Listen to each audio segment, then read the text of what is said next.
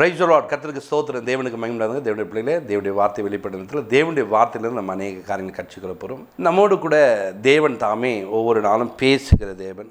அவருடைய பேச்சை நம்ம கேட்க வேண்டும். அவருடைய பேச்சினாலே நம்ம அநேக நேரங்களில் பலன் அடைய முடியும். அவருடைய பேச்சு நம்முடைய ஆசீர்வாதத்துக்குள்ள நடத்தும். அவருடைய பேச்சினாலே நம்ம கேட்கும் போது என்னென்னா, சோர்ந்து போகிற மனிதனுக்கு அது சத்துவத்தை பெருக பண்ணுகிற வார்த்தையாக இருக்கும். இந்த நாளில் கூட கர்த்தருடைய வார்த்தை நம்ம கேட்போம். கவனிங்க, ஏசாயா 8ஆம் அதிகாரம் 20ஆம் வசனத்தை வாசிப்போம். வேதாகமத்திலுள்ள சாட்சிகளையும் கவனித்து பார்க்க வேண்டும். கவனிங்க, வேதத்துள்ள சாட்சிகளையும் கவனிச்சுங்க, வேதத்தையும் வேதத்துள்ள சாட்சிகளையும் நாம் கவனித்து பார்க்க வேண்டியவர்களாக இருக்க வேண்டும். இன்றைக்கு வேதத்தை நாம் கவனிக்கக்கூடிய மாறணும்னா, கவனிங்க, சாட்சிகள் நம்ம கவனித்தோம்னு சொன்னால் நம்முடைய வாழ்க்கை சாட்சியாக மாறும். ஒருவன் தவறு செய்கிற ஒரு மனிதனை உற்று பார்க்கும்போது நாம் தவறு செய்கிறவர்களாய் மாறுகிறோம்.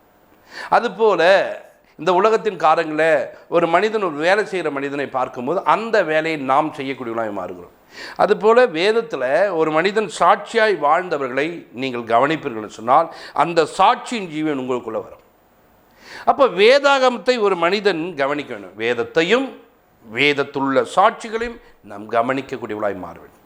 அப்போ வேதத்தை ஒரு மனிதன் கவனித்து படைக்கும்போது அந்த வேதம் அவனை உயர்த்தக்கூடியதாய், அவனை மேன்மைப்படுத்தக்கூடியதாய், அவனை ஒழுக்கத்துக்குள்ளே கொண்டு வருவதாய் மாறும்.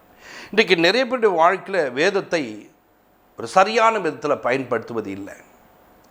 பைபிளை படிக்கிறோம், ஏதோ மூடி வச்சுட்டு போகிறோம், ஏதோ ஒரு கடமைக்காக இல்லைங்க. அது உன் வாழ்க்கை தரத்தை உயர்த்தக்கூடியது, அது உன் வாழ்க்கையை மேன்மைப்படுத்தக்கூடியது, அது உன் வாழ்க்கைக்கு உயர்வை கொடுக்கக்கூடிய ஒரு வேதம். அந்த வேதத்தை நீங்கள் படிக்கும்போது, அந்த வேத வாக்கியங்களை நீங்கள் பிரிக்கும்போது அந்த வார்த்தைகள் உங்கள் வாழ்க்கையில் உயர்வை கொடுக்கும். இன்றைக்கு வேதத்தை நிறைய பேர் கவனித்தவர்களுடைய வாழ்க்கை உயர்ந்திருக்கிறது. வேதத்தில் பாருங்கள், ஒரு சில மனிதர்களை பார்க்கும்.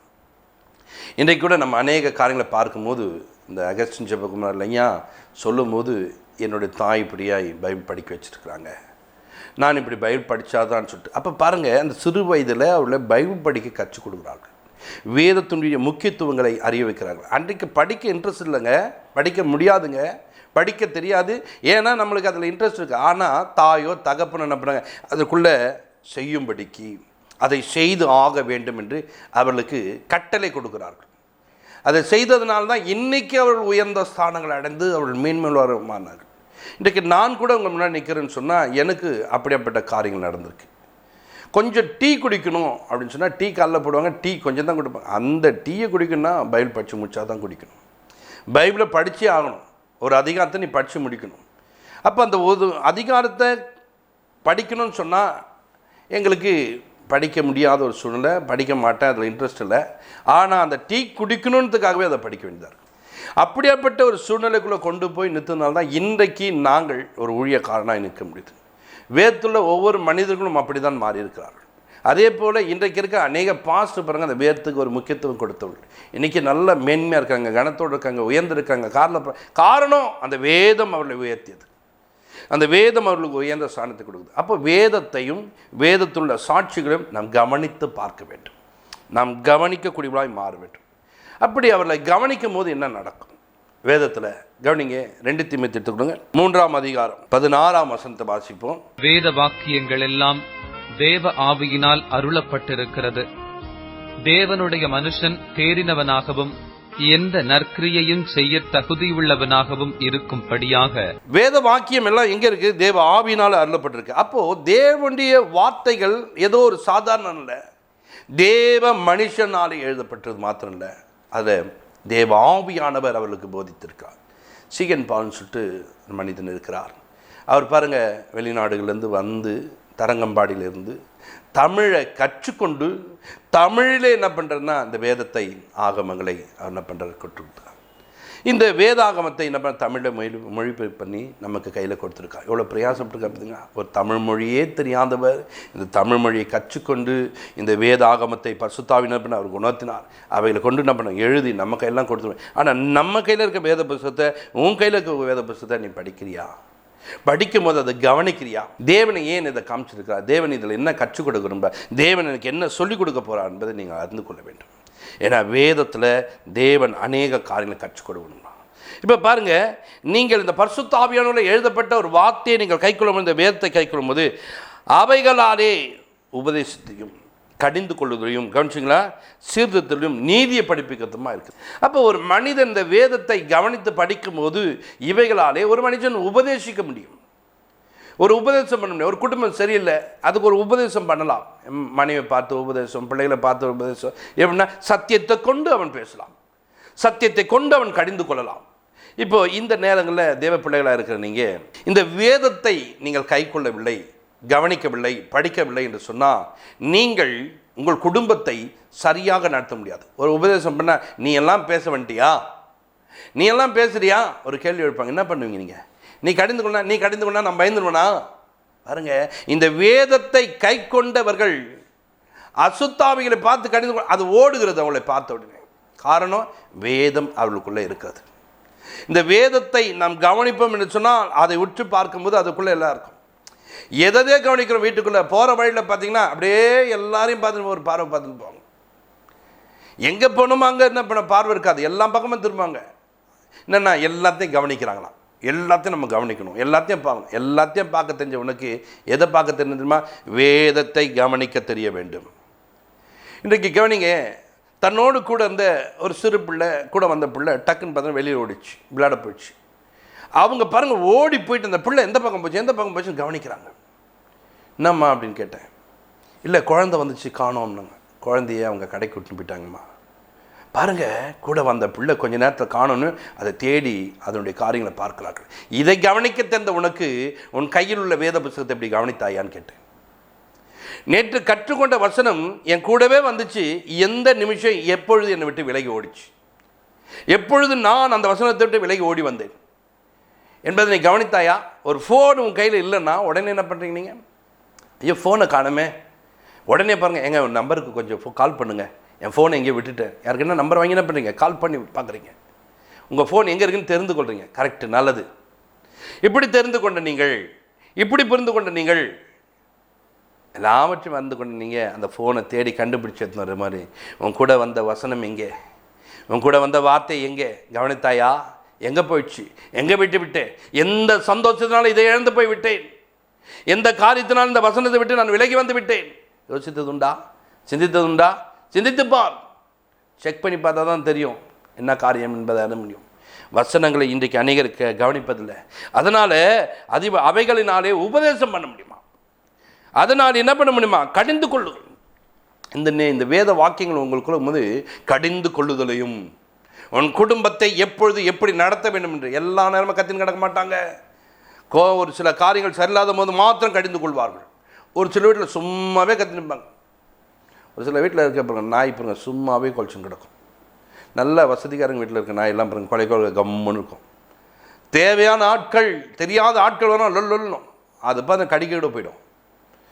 சும்மா ஒரு சில நாய் குலைக்கிற மாதிரி நம்ம நிறைய நேரங்களில் எதுக்கெத்தாலும் கடிந்து கொண்டு எதுக்கெத்தாலும் இது போனால் இப்படி வந்தா இப்படி நின்னா அப்படி போனால் எல்லாத்தையும் கத்தின்னு கிடக்குது. ஏன்டா கத்துற? எதுக்கு கத்துற? யாருன்னா கற்று கொடுத்துது? உலகத்தார் கத்துது போல கற்றுக்கிட்டு. ஆனால் வேதம் உனக்குள்ள இருந்தால் நீ கடிந்து கொள்ளும்போது அவர்கள் பயப்படுவார்கள். எங்கள் அப்பா சொல்லிட்டாரு, நான் செய்ய மாட்டேன். எங்கள் அம்மா சொல்லிட்டாங்க, நான் செய்ய மாட்டேன். அப்போ பாருங்கள், அந்த கடிந்து கொள்வதுக்கு ஒரு முக்கியத்துவம் இருக்குது. அது மாத்திரம் இல்லை, சீர்திருத்தலுக்கும். ஒரு மனிதனை கடிந்து கொள்வது மாத்திரமில்லை, உபதேசி கடிந்து கொள்வது மாத்திரம் இல்லை, அவனை சீர்படுத்த வேண்டும், சீர்படுத்தி சரிப்படுத்த வேண்டும்.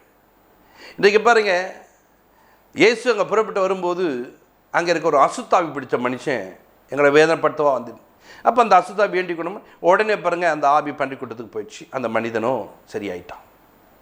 இப்போ அவன் புத்தி தெளிந்தவனாய் மாறிவிட்டான். வஸ்திரத்தை தரித்து கொண்டு இப்போ எங்கே உட்காந்து சொன்னால் அவன் இயேசுவின் பாதத்தில் உட்காந்துருக்கான். புத்தி தெளிஞ்சான், வஸ்திரத்தை போட்டுனான். இப்போ பாருங்கள், கடிந்து கொள்ளுதல் மாத்திரமில்லை, சீர்திருத்தப்பட்டவனாய் மாறிவிட்டான். அவன் சரியான ஒரு நிலைமைக்கு வந்து விட்டான். காரணம், இயேசுக்குள்ளே தேவ வார்த்தை ஒன்று இருந்தது. வார்த்தையோடு அவர் எப்பொழுதும் பிரிந்து வாழ்கிறவர்கள வார்த்தையோடு இணைந்த ஒரு வார்த்தை தான் அவர். அப்போ இந்த வார்த்தை கடிந்து கொள்வது மாத்திரம் இல்லை, சீர்திருத்தம். சீஷர்லாம் வரார்கள், நாங்கள் மடிந்து போவது நமக்கு கவலை இல்லையானாரு. உடனே பாருங்கள், அங்கே கடிந்து கொண்டார். கடையில் பார்த்து நம்ம கடிந்து கொண்டார். கடிந்து கொண்டு அவைகள் பாருங்கள் அதோடைய ஸ்தானத்தை விட்டு சீர்நிலை நம்ம சீர்படாமல் இருக்கும்போது அதை சீர்படுத்துகிறார், சரியான நிலைமைக்கு கொண்டு வருகிறார். இன்றைக்கி தேவ பிள்ளைகளே, அவளுக்குள்ள வார்த்தை ஒன்று இருந்தது. உனக்குள்ள இந்த வேதத்தை கவனித்து படுத்தா இந்த வேத வாக்கியங்கள் உனக்குள்ளே இருக்கும். இந்த வேத வாக்கியங்கள் படி நீ என்ன பண்ணலாம், சரி பண்ணி கொள்ளலாம். இன்றைக்கி தேவ பிள்ளைகளாக இருக்கிற நாம் அப்படி வாழ்வதற்கு நாம் கற்றுக்கொள்ள வேண்டும்.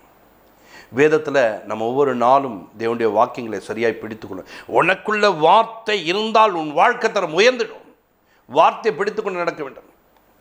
யாக்கோபை குறித்து தேவன் பேசும்போது, நீ எழுந்து பெத்தேலுக்கு போன்னு சொன்னார். இந்த பெத்தேலுக்கு போ என்று சொல்லும்போது அந்த மனிதனும் புறப்பட்டு போகிற வழியில் சுக்கோத் என்னும் ஒரு இடத்துல அங்கே ஒரு கூடாரத்தை, ஒரு வீட்டை கட்டி தன்னுடைய ஆடு மாடுகளுக்கெல்லாம் நம்பினார், கூடாரம் போட்டாராம். இப்படி போட்டு ஆண்டவர் சொல்கிற இடம் பெத்தேல், ஆனால் இவரோ சுக்கோத்தில் நின்றார்.